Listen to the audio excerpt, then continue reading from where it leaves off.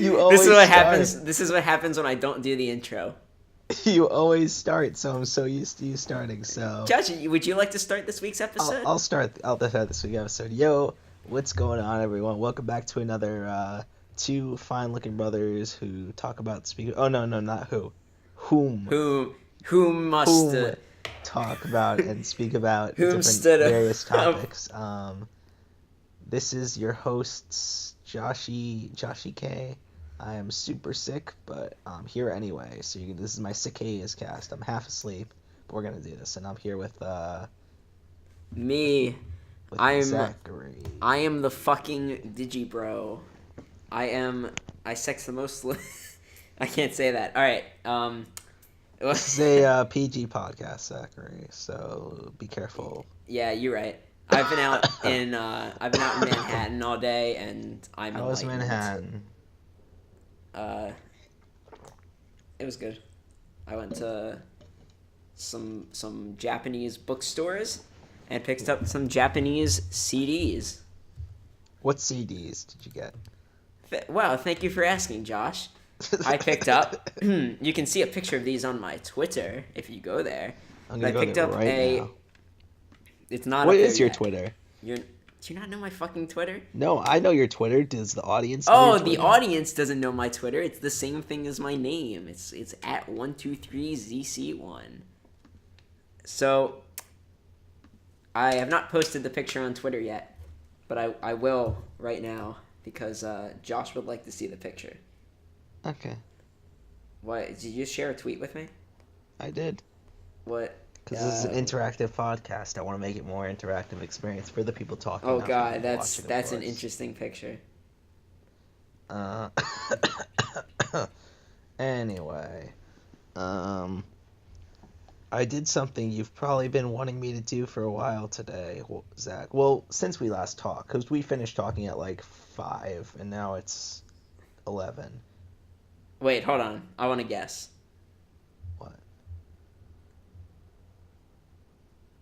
I don't know. What is it? I read the first 20 chapters of Tomah Shawn. So 20 pages. It's listed as it's technically the first 2 chapters on Kiss Anime because they call them 10 chapters together. You read 20 pages. Yeah. A page literally takes like 10 seconds to read. It took like 10 minutes to read 20 chapters. How many? There's like 500 something chapters. Yeah, but I could do it. Think about it. It's like 10 chapters is a real chapter. So how much is that? Like 50 chapters? Yeah, around there. Okay. That's not bad at all. I can do that. But yeah, it's okay. I think it's the only thing I don't like is it's literally just the same joke over and over again. It's just different ways of telling the same joke. You will be chapter. If you're expecting something different, you will be disappointed because it's not like jokes, it's just the story. Like, but there isn't a story really yet. I'm only 20 chapters in, so I can't say. What do you think the story is so far? The story is she's trying to convince the guy that she's more than just a friend and that they should be together. That is literally the story. I want to meet the Juliet character. When do I meet her? Juliet's one of our friends, by the way. What, Carol? We should probably explain this stuff. Carol comes in later. Juliet's been on the podcast. They know her. Oh, that's true. You're right. I forgot. Anyway, so Tomah Shawn, pretty fucking good. I'll probably finish it just to get you to shut up. Better shut up. Because I actually read things that are. But literally, at some point I was like, I'm gonna read Tomah Shawn, or I saw a picture of it. I'm like, that looks interesting. I wonder what the context for that is. And I read the entire thing in less than an hour. It's so quick. It's so short. Every chapter is it's 4 panels, 1 page. It's so good. Oh, I started watching something last night that is very similar in consumption pattern as Tomah Shawn. Oh, I know what you're gonna talk about. It's called Sleepwalking Journal. It's by Muto Made, and All the basic premise. Okay, here's the description that they give on their thing. Mark Miller wears a camera to bed every night to record his sleepwalking habit. His videos are only the beginning of the story. So each video can last from anywhere from 30 seconds to like 4 minutes, typically. That's like the average length is in that range. And each one is just the couple minutes that he sleepwalks a night. And it's just that's how the story is told. It's just told through his sleepwalking. It's like a first person camera. And it's really cool. I really enjoy it so far. It's interesting that it like I'm dying. It's interesting that the tone definitely slowly shifts, but it's almost like one of those things where you only realize that the tone completely shifts after, where like it starts off like it definitely starts off feeling like horror, but it I wouldn't say like because a lot of people like are discouraged by something being horror. I'm saying this isn't really horror. Like, I would watch it. I would give it a shot. It's good. I watched like the first 36 episodes in one sitting, so I'll probably watch the rest tonight. It's like 90 episodes. I would recommend watching it on a phone at night in a dark room. That's how I recommend the best consumption of this show. Cool. Anyway, so did you find that picture on the Twitter? Oh, I'll look right now. Hey, you can post me on Twitter. You can't post me on Twitter. I got a notification. Does that have anything to do with it? No, it doesn't. Probably. It does not. Let's see. 1, 2, 3. This is the most interactive podcast. You guys feel like you're really here. 1, 2, 3, ZC1. Pickups. How much were these albums? They were $2.50 each. So what I got is first you cut out. I didn't hear it. What? How much they were? Yeah.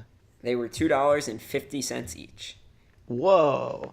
Yeah. So That's insane. I got an Idolmaster Miki album, which why the fuck would you buy Idolmaster? Because she's my second favorite character, and I also have no Idolmaster albums.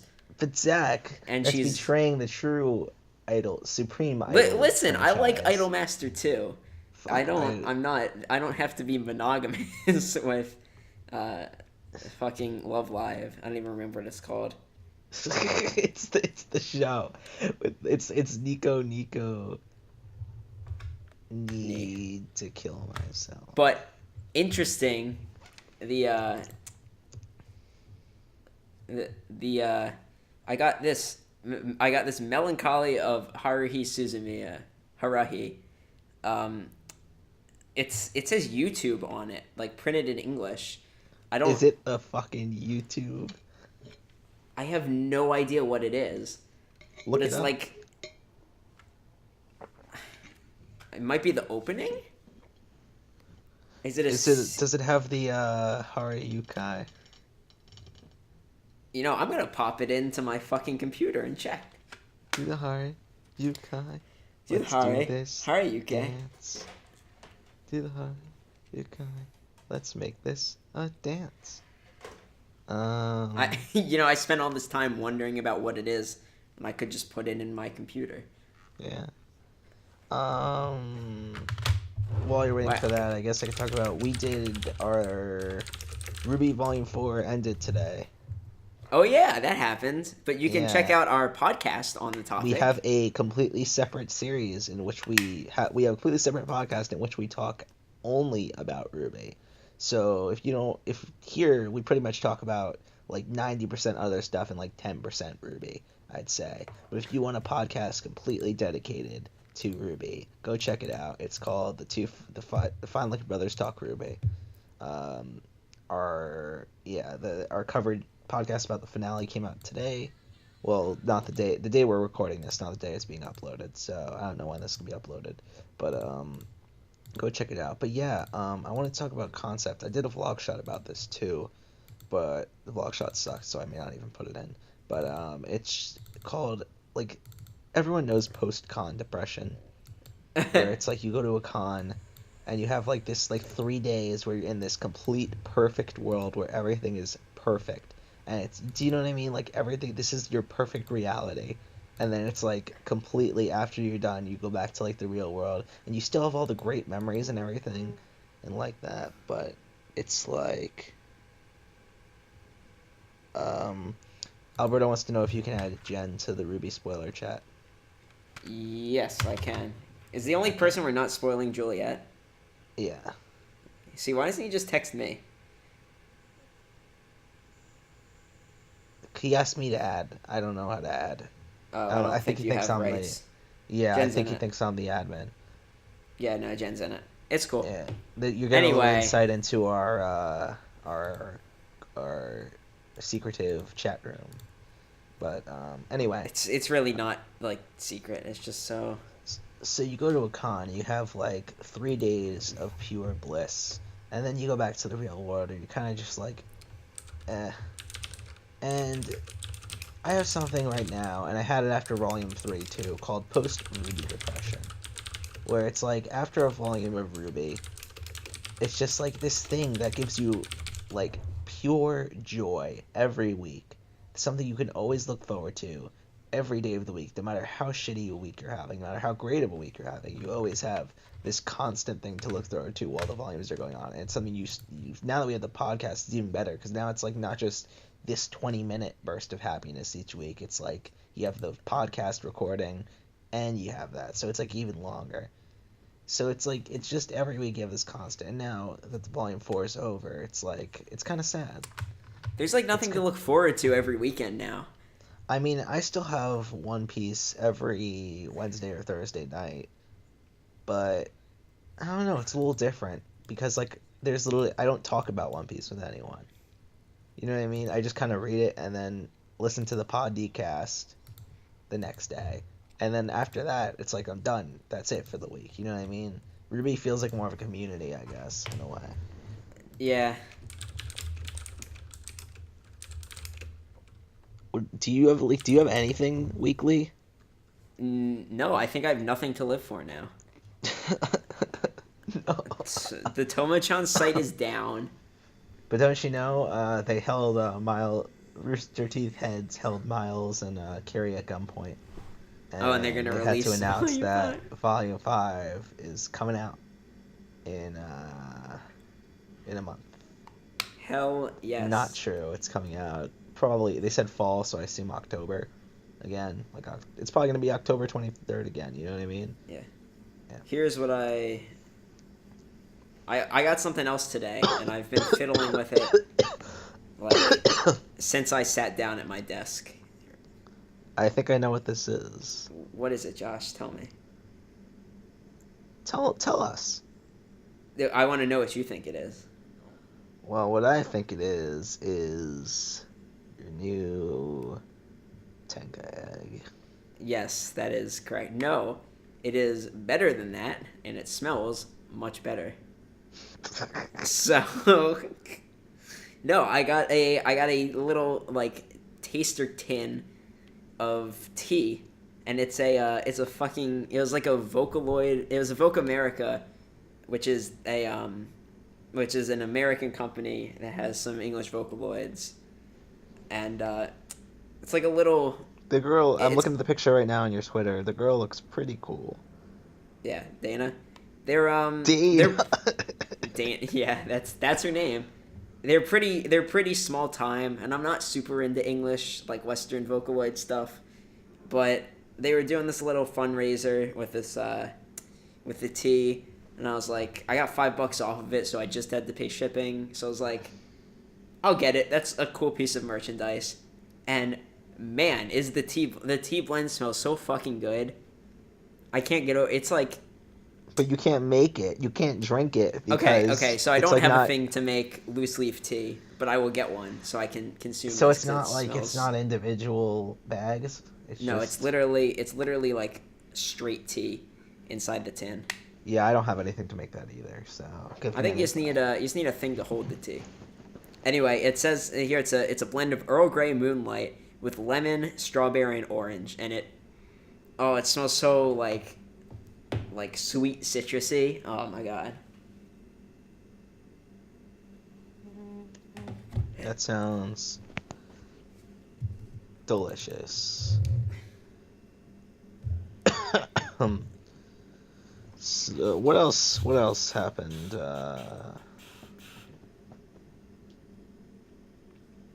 We should talk about what we were talking about today.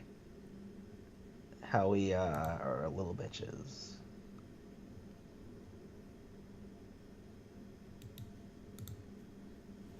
What do you mean? How we cry from like any little thing now. Yeah. Like yeah, sure. I can talk about that. So, for like most of my life, well, when I was a very emotional child growing up, and then at some point it flipped, and like nothing really made me emotional. So I'd say there was about a 6 to 8 year period in my life where I really didn't cry about anything. Mm-hmm. And then recently something flipped back, and now media has the potential to get me really emotional. Yeah, like I have this. It used to be that I made like my mom. She cries very easily. Like she'll cry at any little thing. And it used to be like I made fun of her. I'm like, why are you crying? It's not that sad. Or why do you? We're not invested in these characters. Like, why are you crying? You know what I mean? And now it's like I'm literally worse than her. Like I'll cry any little. I can just think about something and I'll cry. Like I could think about Gurren Lagann. Like I'll just be walking. I'll be like walking, and all of a sudden I'll just think about Gurren Lagann, and I'll start crying in public. Like I'm such an emotional mess. Like I can watch anything now and I'll just cry. Like, I cry so easily.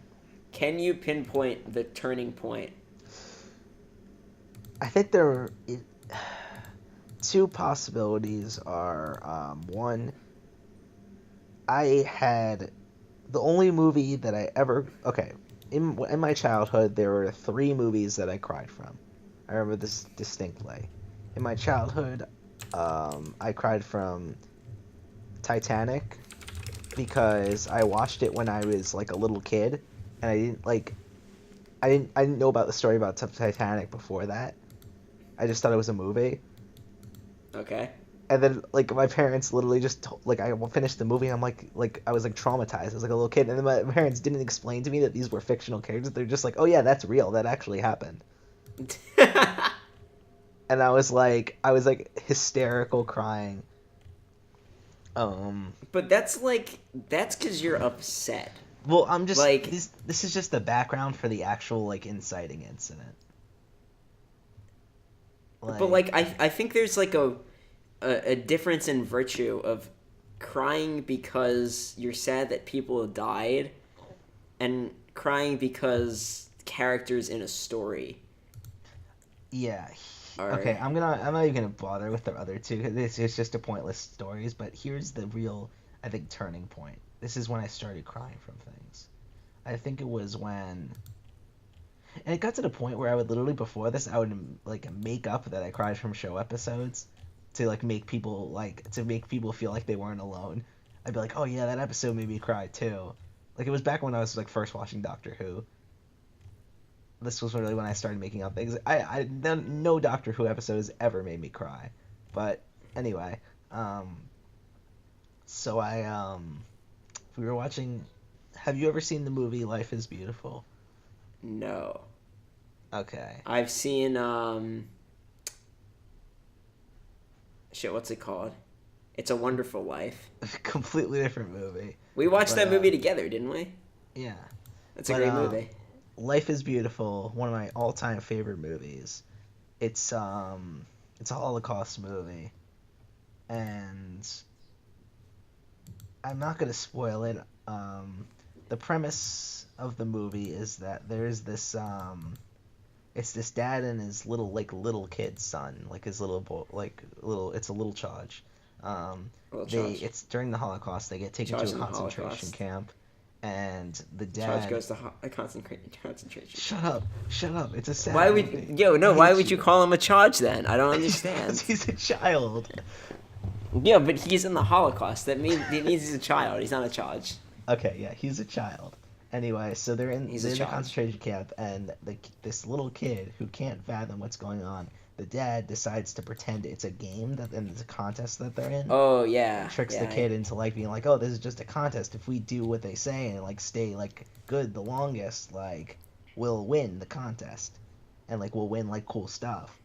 And then it's the saddest movie ever made, and the ending, the final scene of the movie. If you've seen the movie, you know exactly what I'm talking about. It's not. It's a not necessarily. I guess it's a happy ending. I guess. Like in a way, but you can say it. This movie is not new. Yeah. Okay. So it ends. The dad does die, in the end, and the kid survives because he listened to the dad and he wasn't dumb and he hid in this place. The dad said, "Don't leave here. If you don't leave here, you'll win." He said it was. I think what happened was it was like the night before the American military was closing in, so they were killing all the prisoners, so there was no evidence. So the dad was like, hide in this place, and then if you hide there, you'll win. And so the kid listens, and he hides there, and the dad gets taken and killed. But so the kid wakes up, gets up, and I guess the whole time he was promised a tank, and a tank from the American soldier shows up, and he like freaks out happiness. That's not the part that made me cry. The American soldier takes him, and they're like going around to the different places, freeing all the camps, and he frees another camp that his mom was at. And the mom and the kid see each other, and they run together, and they reunite after all the odds. And then like this sort of like, you know how like the scene in Volume 4 where Ruby was saying the letter, like reading the letter, and it was showing the montage. This scene of like them reuniting is cut to the adult of the kid talking about like he understands what his dad did and everything, God. And he understands like the sacrifices he made. I literally just lost it. I don't think I've ever cried harder in my entire life before. I was literally dying. I was like, everyone was like laughing at me. I'm literally like, this is the saddest thing I've ever seen in my entire life. That was what turned it for me. I think after that I became like a leaky faucet. Yeah, when was this? This was probably midway through high school. Like before, it's like probably right before you got there, probably. Yeah. I mean, obviously, like, Holocaust films are always sad because, you know, stuff actually happened. Mm-hmm. Right? Yeah, like millions of people were killed. It's not a happy topic, so it's really sad. But, like, so, like, that's always going to make, even people who are not easy criers, it'll make them emotional. But, like, the turning point is, like, when you start being able to, like, get emotional about fictional things, things that clearly haven't happened. And it would be the Ruby Volume 3 finale. I can pinpoint 2 points in which it changed. The first thing to make me cry in, like, 6 to 8 years was Macaco City Actors. When it was over, just like everything ended so well, and it was such like a well composed show that it was so beautiful. It made me cry pretty much. And then I want to say the actual turning point where it's like it went from like really sweet interactions or really like really emotional interactions in something that can make me cry. Now too. Yeah. It switched over from that to I'm fucking broken inside because I'll cry at like the littlest, like the smallest thing. Yeah. Was probably Kimi no Na wa, I want to say. I think that's the first thing. I didn't cry during Kimi no Na wa. I think that's what broke me cuz like there at the crater recent, though, right? the flat. Yeah, it was pretty recent. At the flashback, I was not an emotional person before that. And at the flashback part, like the tears started and they didn't stop until the movie ended. And I was just a mess. And then like not that much later, like I I was listening to. All right, here's the third turning point. This Kimi no Wa was when I realized I could be emotional about media. This is the part where I realized I'm fucked up. I'm broken. Like I'm like deeply emotionally broken from this. I was walking home and I was listening to Crystal Ball, and in public I started I sort of broke down. Like, explain what Crystal Ball is. Crystal Ball is a rap over a Friendship is Witchcraft song done like 3 or 4 years ago by Endless Jess. Crystal Ball is a masterpiece. Go listen to it if you haven't. Yeah, go listen to it right now. Just type in Crystal Ball Rough. I think that'll get you it. Yeah. And it's this, just Crystal Ball Rough, and it's the SoundCloud link. It's really beautiful. It's about it's about like seeing your future. Like, you look into a crystal ball and you see your future, and it's not good. You know where this is going. You know you can't do anything about it. So why not just embrace it? And it fucking killed me. It was. Yeah.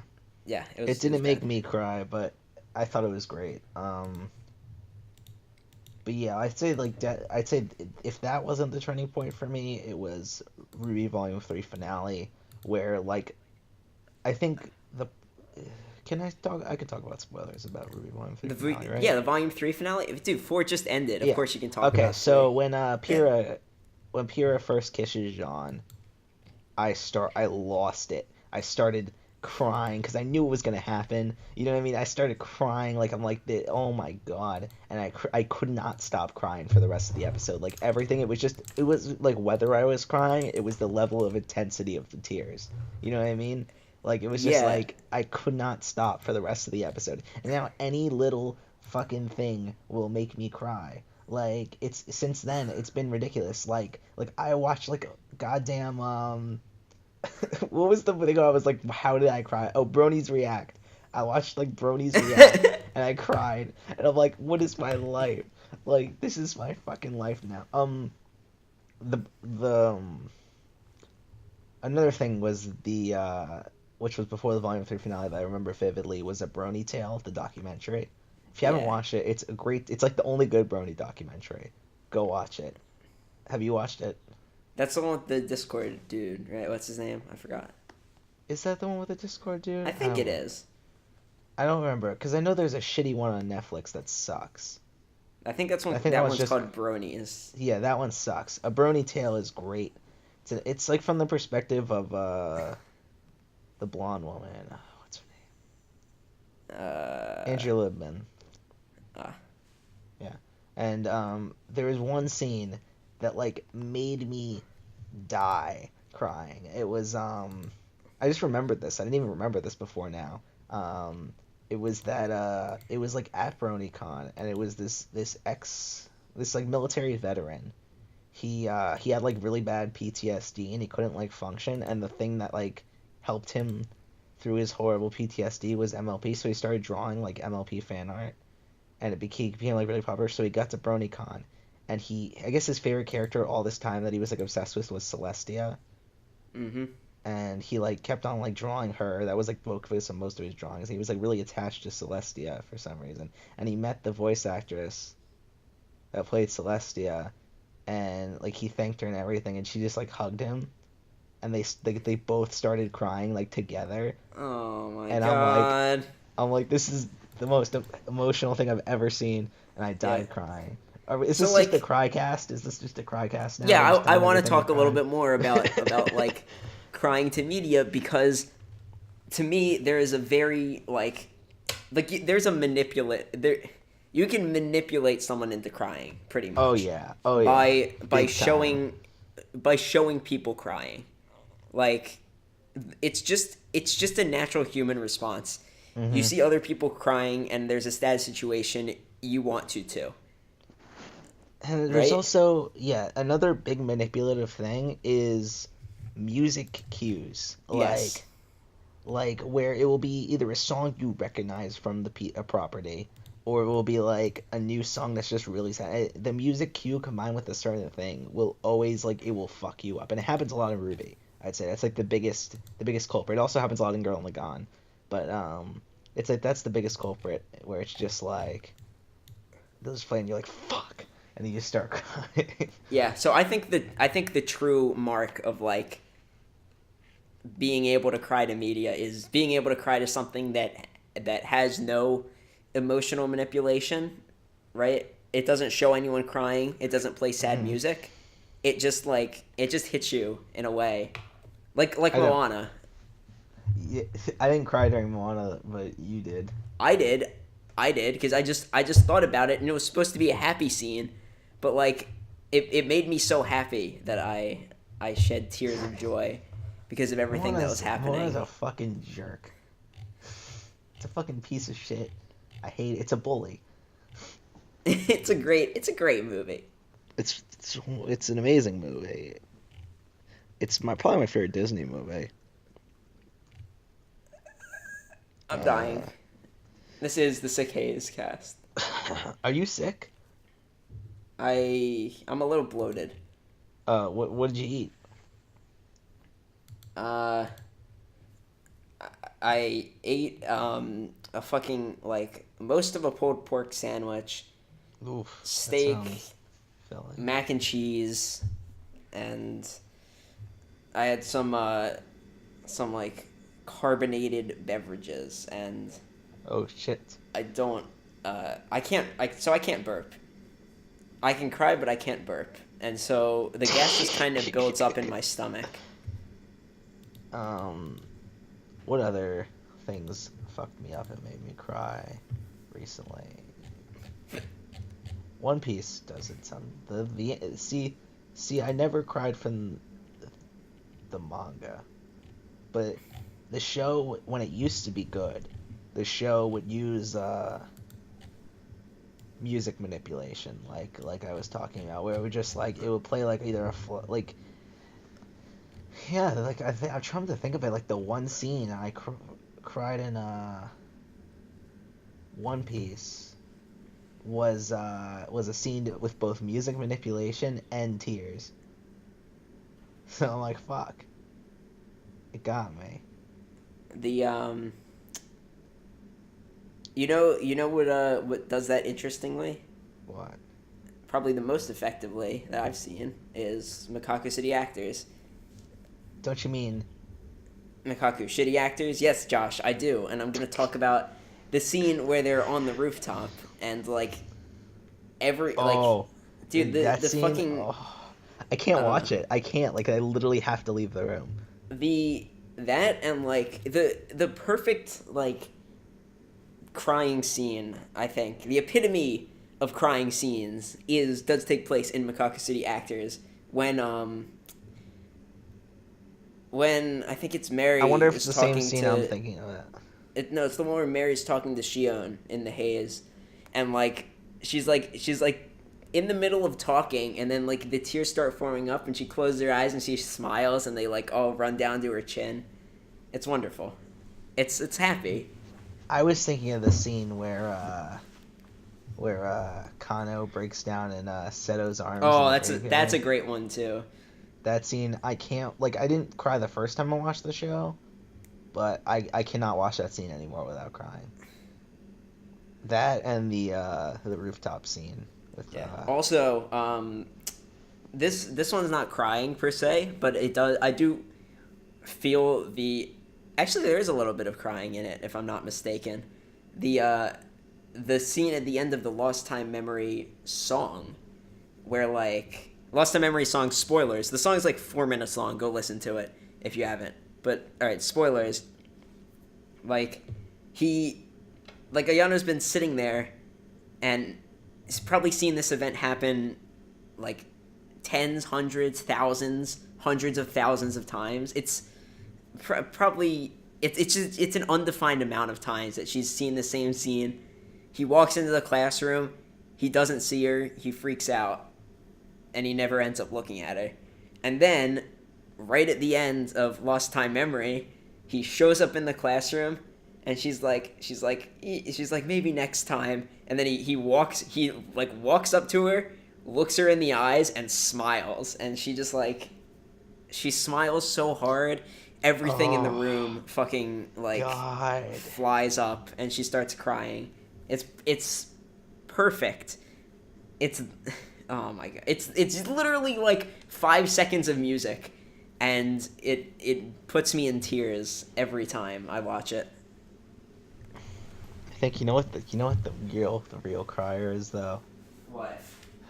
This I can't watch this without like gets me every time when oh shit. What scene? I can't remember the name, and I can't.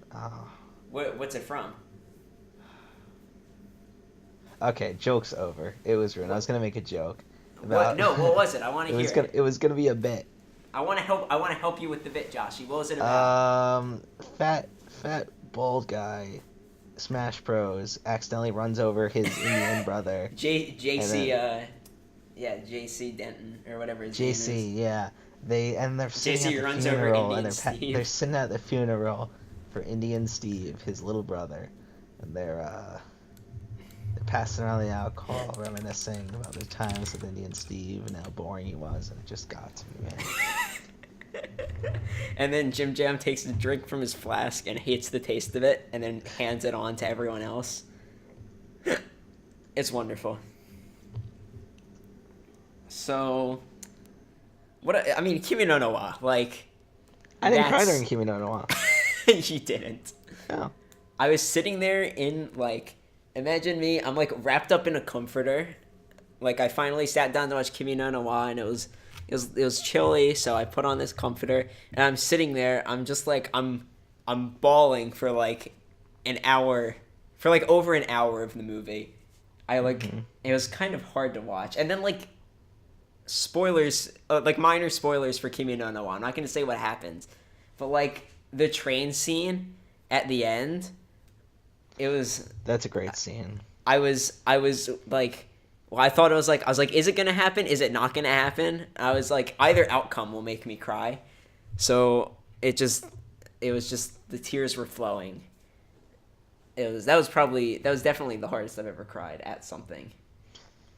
Rivaled only by Crystal Ball. This is actually serious, so don't laugh at me. I know you're gonna laugh at me anyway. One of the hardest I've ever cried from a movie, believe it or not, it's a little movie called Marley and Me. No, isn't that movie like really sad?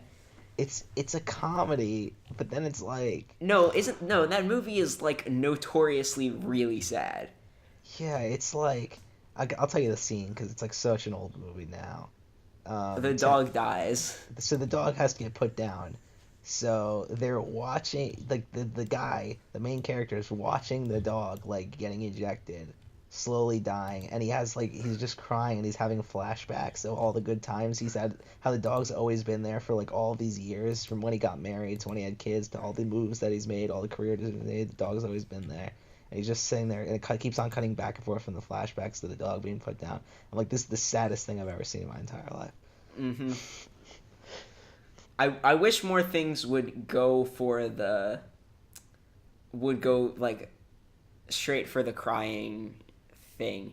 Like I call it emotional manipulation, but it's really not. Like, when executed well, it's a great storytelling device. Another thing I really like that always gets to me is a character giving a speech and then either giving a speech or reading something, you know what I mean, and then a montage of sad music's playing in the background too. It's like a character giving a speech. This happened in the episode today, where a character's giving a speech, the music's playing in the background, and it's just montaging to different things that apply to the speech.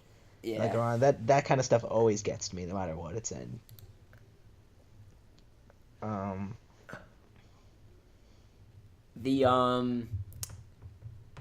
Actually, I think a great scene of like characters breaking down, which is one of my favorite storytelling devices, was the end of Death Parade. Honestly, that entire show was all right. Like the episodes were interesting, Death Parade but finale? I think the 12th episode, like, really seals everything up. It sucks because as much as I really enjoyed that show when I watched it, I can't remember exactly what happens in the 12th episode. Do you want me to? I'm going to tell you. So if you haven't watched Death Parade, go watch it. Yeah, if you haven't watched Death Parade, what are you doing watching this podcast anyway? Go watch Death Parade. But I remember it being like something that she found out that the twist of her thing, the reason that she was there was she was actually one of the people that was supposed to play the game. She committed suicide, right? Yeah, she died. So she died at the same time as someone else, so she ended up there. No. What? Isn't that how you end up there? Oh, wait. Yeah, it okay. is. No, you're right. So she ended up there, but the butler guy, felt so bad that he, didn't he wipe her memories or something and make her, his life? She didn't remember anything, because no one remembers anything when they get there. They just know... But, she didn't know anything. She didn't know who she was. And so, yeah, he kept her there, and he's like, well, she has to be, he's like, well, you're my apprentice now. And then he does the whole thing with, her house showing her how everyone, misses her, but it's not real. And then she's a mess, and she's realizing that she's been dead the whole time, and she's been, helping all these other people, but she doesn't know what to do for herself.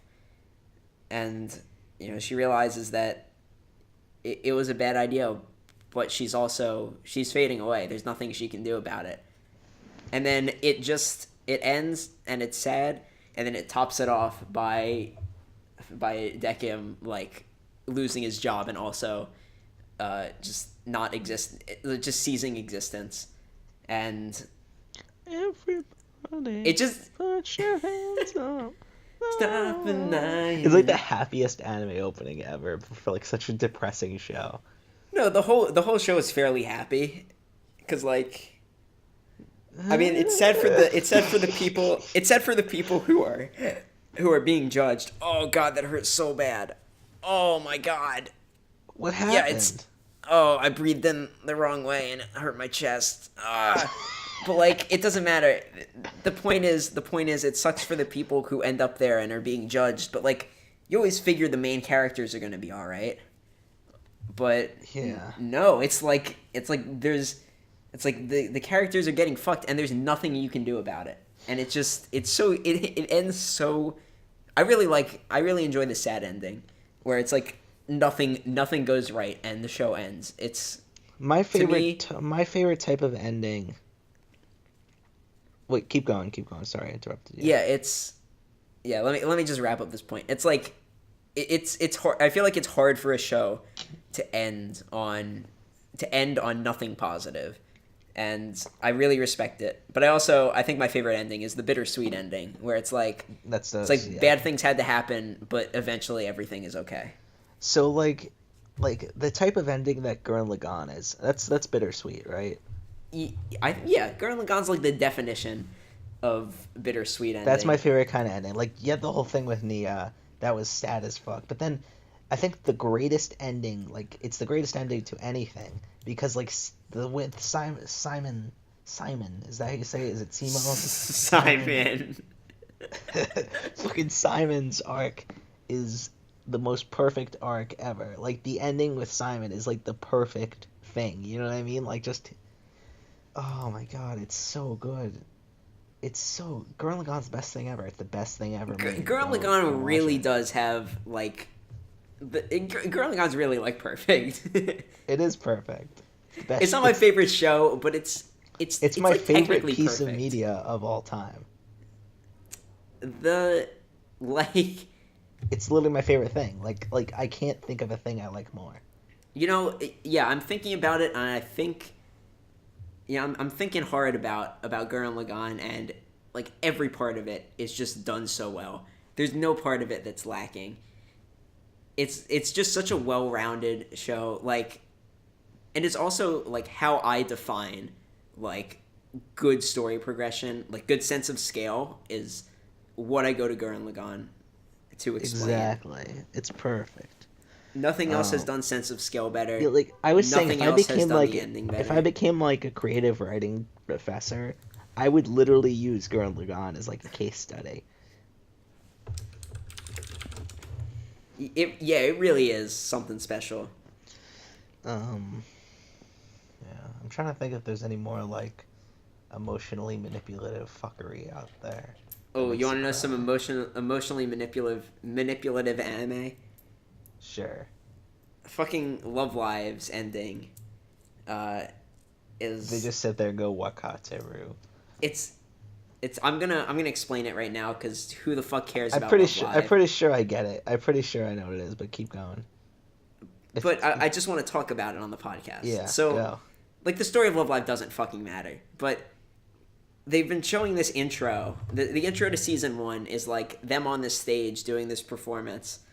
And then they do their whole, like, they finally get to Love Live, and they do a performance, and everyone loves it. Everyone in the crowd is losing their minds. Everyone that they met in their story, like they finish up, and even their opposing band, the A-Rise, is like sitting there yelling encore. They're so happy for them. See, I'd be fucking losing it right there. I'd be crying right there, knowing my fucking emotional Their siblings, all the people that looked up to them, their parents are there. They're yelling encore. Even one of their dads is like, he's not yelling encore, but he's standing there crying behind his glasses, and then like they're all standing backstage and they're all crying together. They're like, we did it, and they're like, we have to do an encore, and so they run out there and they do the season 1 intro, and that's where amazing. It's from.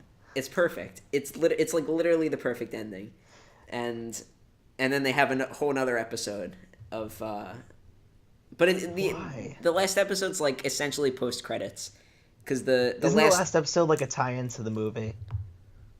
Well, no, it's the last episode's a musical about how they're graduating, and okay, so it's like almost like it's like what they did with Steins Gate. How like Steins Gate has the ending of the show, the perfect ending, and then they have one episode where they go to like one episode where they just go to like America for like an episode to hang out.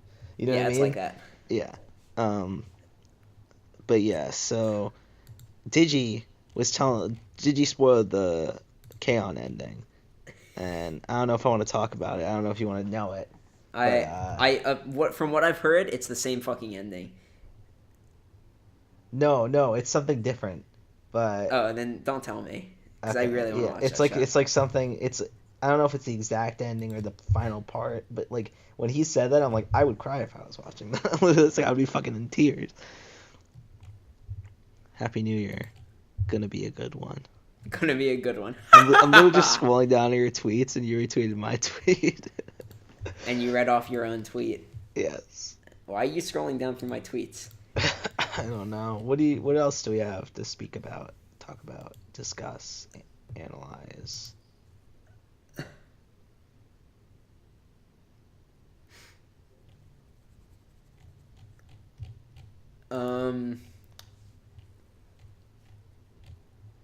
Speaking of things that make you want to cry, things that want to make you throw up, like I feel right now. I don't feel good. How's the sick haze going? I feel horrible, but I don't feel like I'm gonna throw up right now. Things that want to make me throw up. I'm close. Zach, eat it. I'm close. I'm please good. Throw I up got a bag. It'll be fine. Please throw up on the podcast. I haven't thrown up in over 10 years. It's not going to be today. You know what's going to make me throw up? Zach eating Pringles out of Neo's mouth. Oh fuck! Now I'm turned on. Stop. Why does that make you nauseous? I don't understand. I'm just imagining the Pringle saliva goo just dripping into your beard. There's no saliva on them when you wear them as a duck. But like, then, the thing is, like, I'd be putting my tongue in her mouth after that. So does it really matter? But you just ate Pringles. It doesn't. But Pringles are like plain. Like, they're like barely potato and mostly salt. Like, who cares? They don't taste like anything other than salt. And potato. A couple of videos came out this week that are worth mentioning.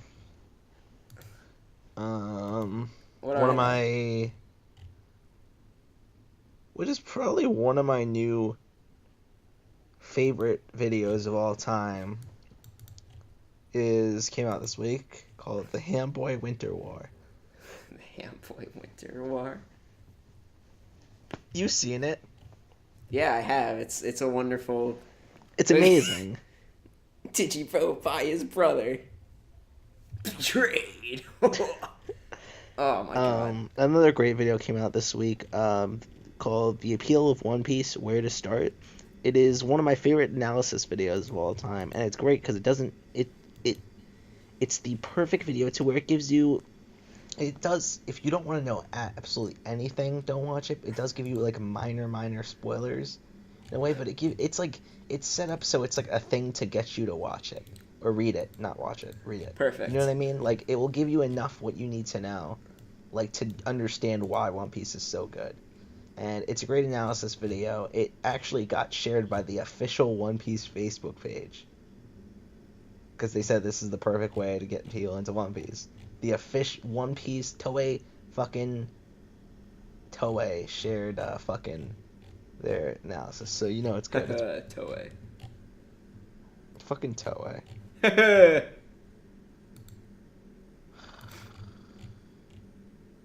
Are we done here? No, we're only we got 10 minutes worth of stuff to talk about, I'm sure. Okay. Think of stuff. Fuck, I just saw a wall scroll I want so bad. What is it? But I can't have it because it's from Japan. What is it? It's an Ian One wall scroll, and it looks delicious. Delicious? It looks delicious. Like I I'm a little scared right now. Zack's getting in his rapey mode. When he does that, you gotta watch out. Wait, hold on. That doesn't exist. That's not a thing that happens. Well, Zack, you getting into that mode. This doesn't happen. You're making this up. No, I'm not. Watch out, little boys. He's coming for you. Fuck my ass. Fuck my ass. I'm Digibro.